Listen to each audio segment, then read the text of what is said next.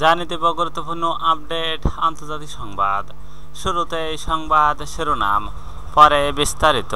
ভারতের স্বাধীনতা দিবসে মোদিকে শুভেচ্ছা জানালেন পুতিন। পাকিস্তানকে কড়া হুঁশিয়ারি মোদির। ইসরায়েলকে পশ্চিম তীরে বসতি নির্মাণ বন্ধের আহ্বান জার্মানির। পশ্চিমবঙ্গে দাঁড়িয়ে থাকা ট্রাকে যাত্রীবাহী বাসের ধাক্কা, নিহত 10। আমরা অস্ত্র ত্যাগ করব না, লেবানন সরকারকে সতর্ক করলেন হিজবুল্লাহ প্রধান। এতক্ষণ শুনছিলেন সংবাদ শিরোনাম, এবার বিস্তারিত।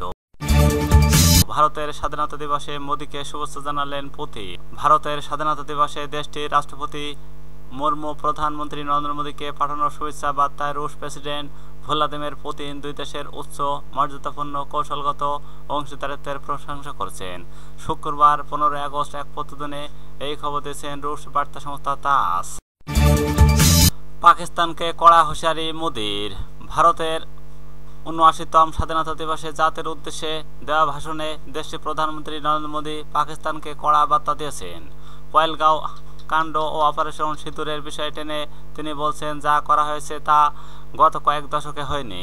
শুক্রবার সকালে প্রায় পৌনে 2 ঘন্টার ভাষণে দেশবাসীকে অর্থনীতিতে স্বস্তি আনার প্রতিশ্রুতি এবং সীমান্ত নিরাপত্তা সুনিশ্চিত করার সংকল্প করেছেন। ভাষণের মাঝামাঝি প্রধানমন্ত্রী দক্ষিণ এশিয়ার ভূ রাজনৈতিক উত্তেজনার দিকেও দৃষ্টি ফেরান।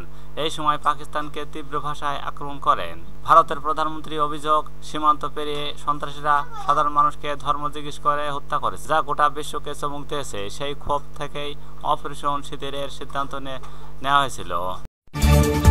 ইসরায়েলকে পশ্চিম তীরে বসতি নির্মাণ বন্ধের আহ্বান জার্মানির। ফিলিস্তিনের পশ্চিম তীরে ইসরায়েলি সরকারকে নতুন বসতি নির্মাণ পরিকল্পনা বন্ধ করার আহ্বান জানিয়েছেন জার্মান সরকার। ইসরায়েলের কঠোর ডানপন্থী অর্থমন্ত্রী বেজালেল বৃহস্পতিবার ঘোষণা দিয়েছেন পশ্চিম তীরের